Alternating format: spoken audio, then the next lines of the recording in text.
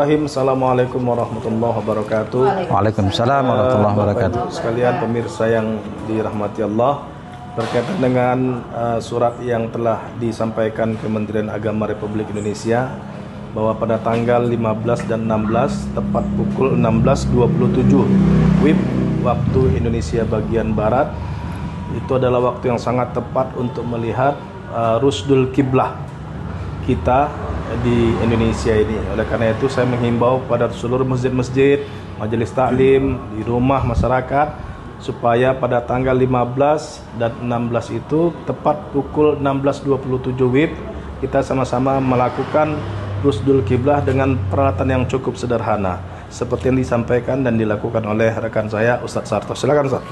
Assalamualaikum warahmatullahi wabarakatuh. Terima kasih Pak Kua. Ikhwatal iman dimanapun berada, sebagaimana kita ketahui bahwa di tahun 2026 ada peristiwa astronomis yang sangat istimewa khususnya untuk umat Islam. Kenapa? Karena pada waktu itu posisi matahari tepat di atas Ka'bah, sehingga benda apapun ketika itu kita tegakkan, maka bayangan dari benda tersebut itulah dia arah dari kiblat kita. Fenomena ini begitu penting untuk kita ikuti. Kenapa? Karena yang pertama adalah untuk mengecek kembali arah dari kiblat kita, baik yang di rumah, di masjid, musola, atau di mana tempat kita kerja. Itu yang pertama. Yang kedua, untuk menambah kekhusyukan ibadah. Kenapa? Karena kalau biasa selama ini kan kita arah kiblat itu kan di mana arah barat, disitulah kita mengarahkan kiblat sholat kita.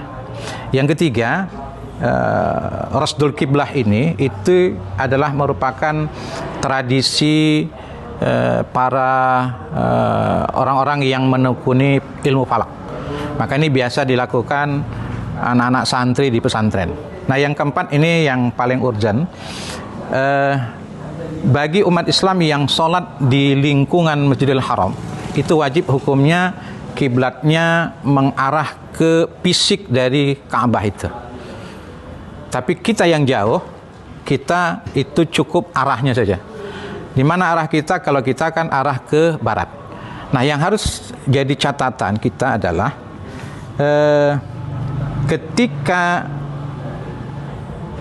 arah kiblat itu melenceng 1 derajat saja, maka itu nanti jarak dari kiblat ke titik yang kita tuju itu bisa 150 km. Jadi saat ini sebenarnya walaupun kita tidak dituntut untuk 100% percis ke fisik itu, tapi ketika nanti di tanggal 15 dan 16 kita adalah berupaya, berikhtiar untuk bagaimana memperkecil jarak kesalahan arah dari kiblat kita. Baik, kita untuk memanfaatkan fenomena di tanggal 15 dan 16 kita tidak menggunakan aplikasi, kita tidak menggunakan kompas, tidak kita menggunakan map, tapi kita menggunakan alat yang sederhana yang barangkali ada di rumah kita. Yang pertama, yang besok di tanggal 15-16 kita siapkan, yang pertama adalah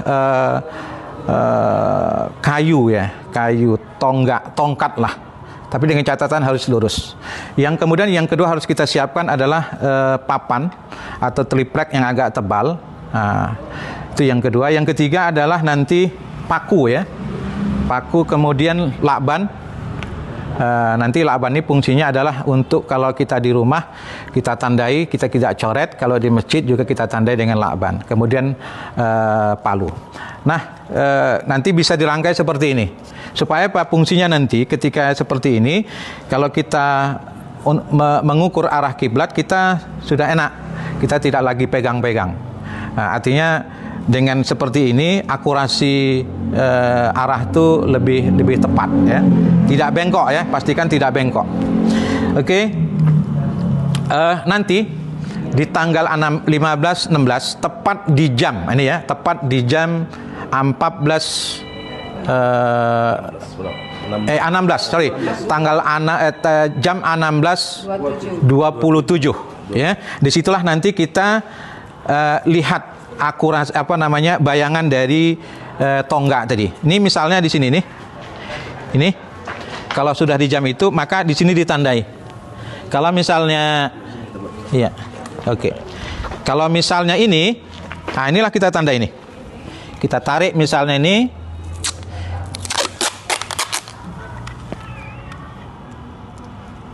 Ya.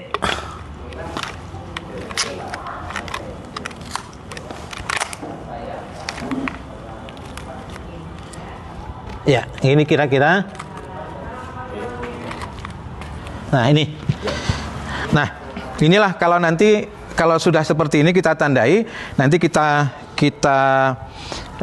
bandingkan dengan arah kiblat yang sebelumnya. Nah, kalau misalnya sama, ya alhamdulillah.